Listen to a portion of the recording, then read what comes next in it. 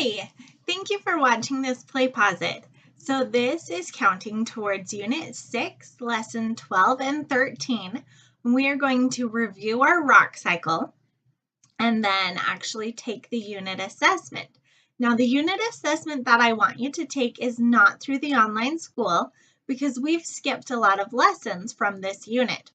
So I want you to be sure to take the unit assessment that I have emailed out in a separate email. So make sure, not through the online school, but through the email that I sent. Check your email. There will be a link to a form that has the assessment. To start us off, I have our rock cycle song, and it's just the music. So I want you to sing along with the music.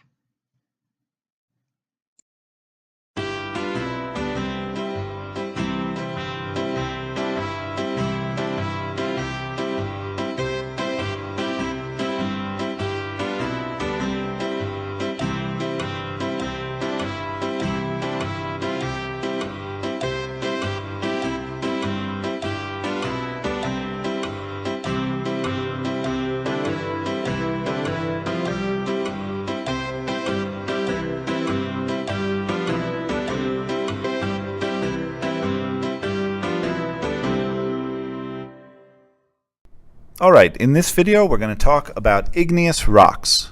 But before we can get into that, we have to step back a little bit. We're going to be using our flow chart from class, and we're going to be filling this out as we go.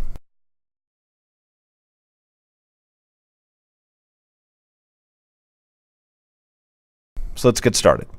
Now we began this unit by studying minerals, and of course we know that minerals are the building blocks of rocks. They are what make up rocks. So we know all about minerals and their characteristics, and so we're going to look at what happens when minerals combine in nature to form rocks. But this brings up another question. There are so many kinds of rocks, like this sandstone and granite, this piece of gneiss, this piece of obsidian, and shale and pumice. All of these rocks exist in nature, of course, along with thousands of other varieties. And so the question arises, well, how do we classify them? Do we group them by their color, their texture, their density? What do we do? Well, it turns out that the best way to classify rocks is based on how they form, the way in which they come to be. So let's add that to our sheet here. This bubble under the word rocks, we're going to write that they're classified based on their method of formation, or simply how they form. And so if you do this classification, you will have three categories: igneous rocks, which we'll talk about today, sedimentary rocks, and metamorphic rocks. And so let's take a look at igneous rocks. So what exactly is an igneous rock? An igneous rock is a rock that formed from the cooling and solidification of magma or lava. Okay, let's add that. So they form from the cooling and solidification of lava or magma. Now what that means is that when molten rock cools down and essentially turns into a solid, that is what an igneous rock is formed from. When you think of lava and magma, you probably picture this molten material in the crater of a volcano, and that's exactly what we're talking about.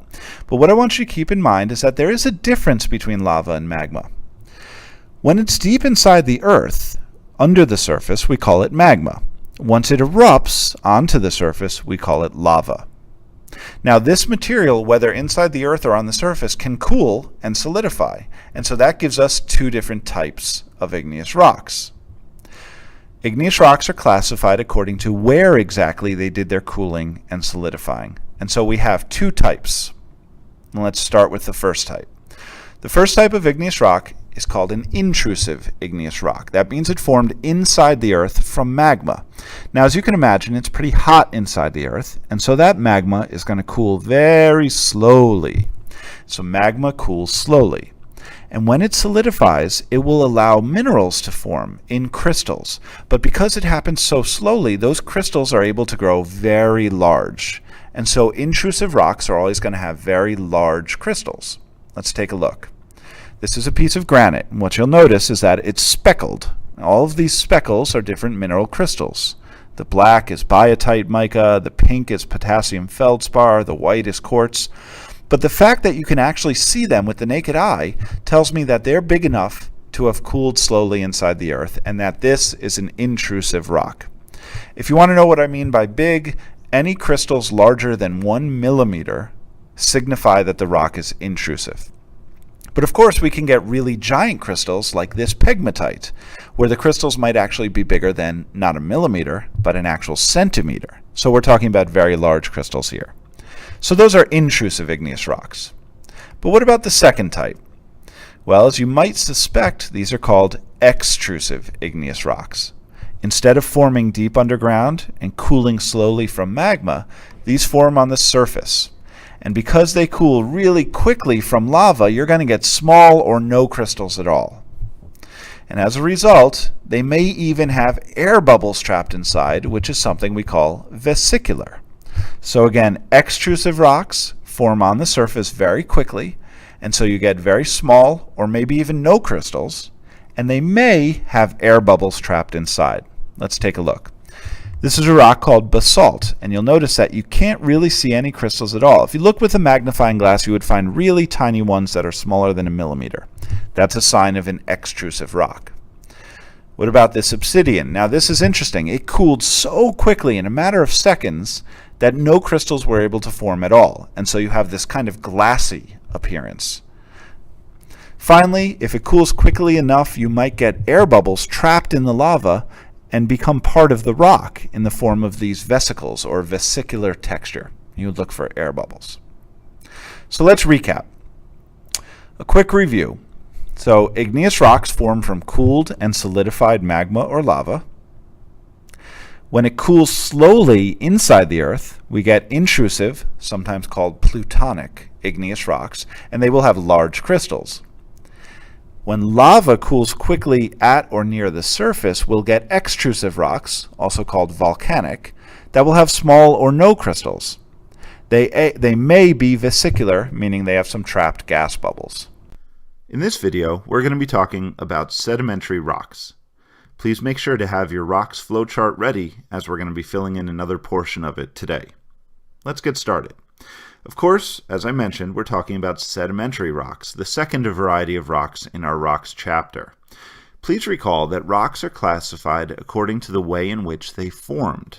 So, for example, igneous rocks form from the cooling and solidification of magma or lava.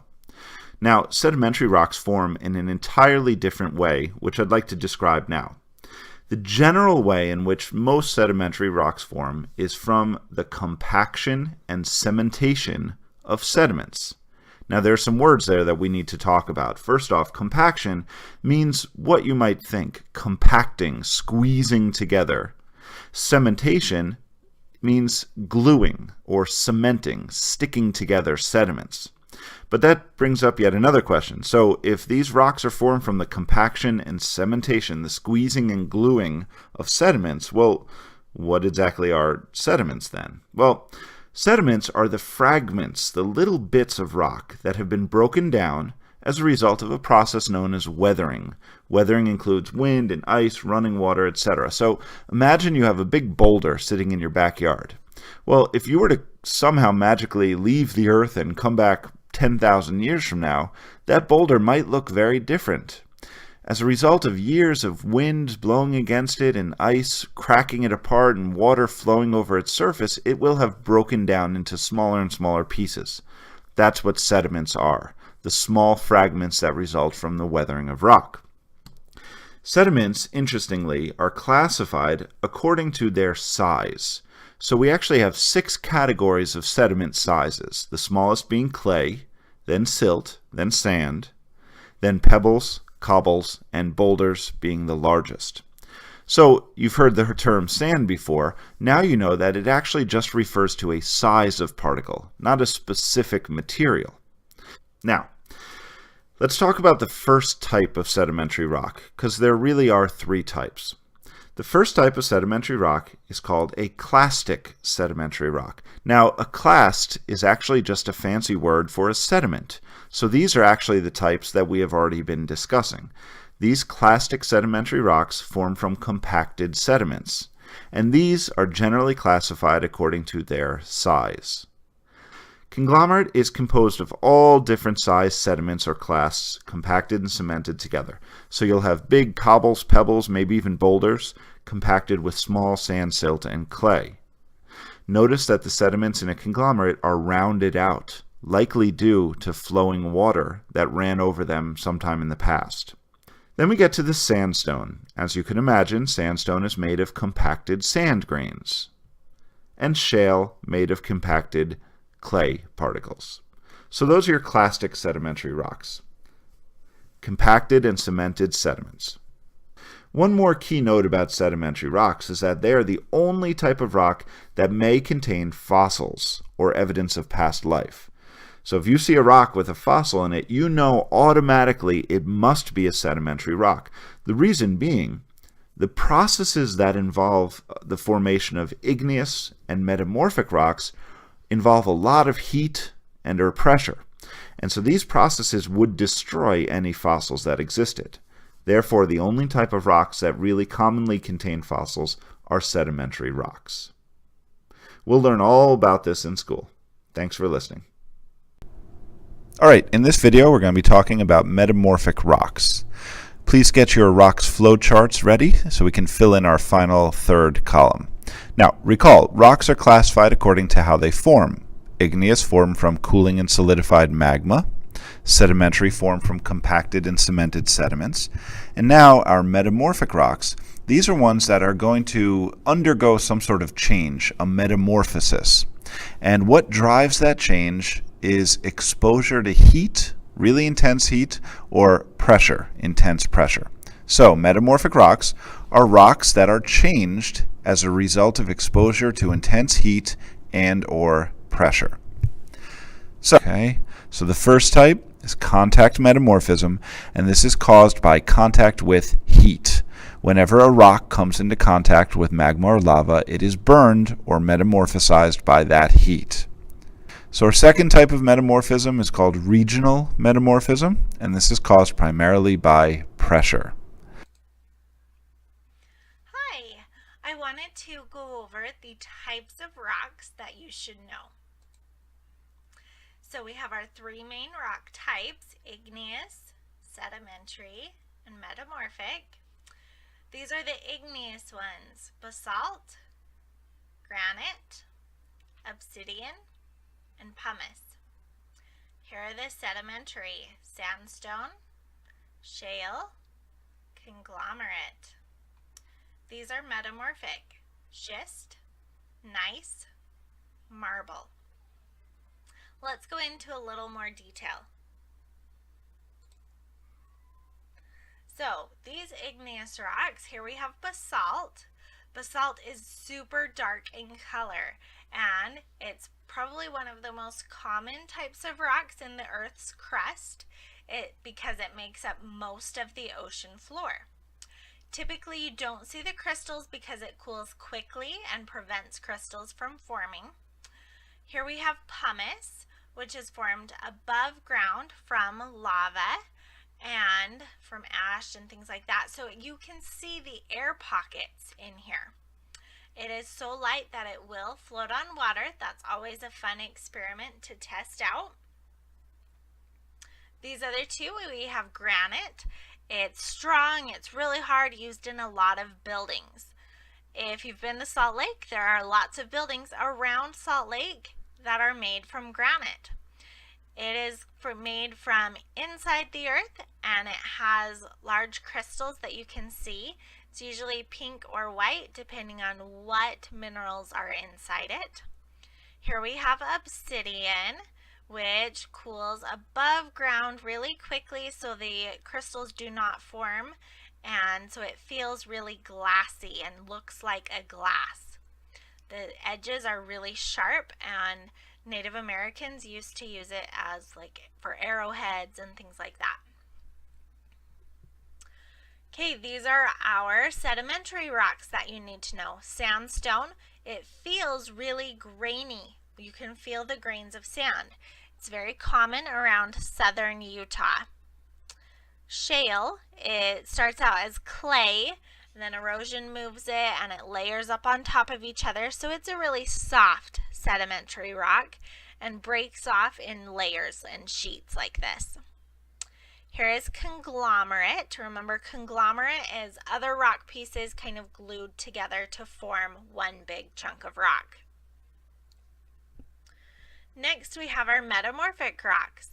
So we have schist, which is metamorphic. Now it can be made from basalt, from shale, or slate. So there are different types of schist depending on what rock it was made from. Remember, metamorphic are made from heat and pressure from other rocks.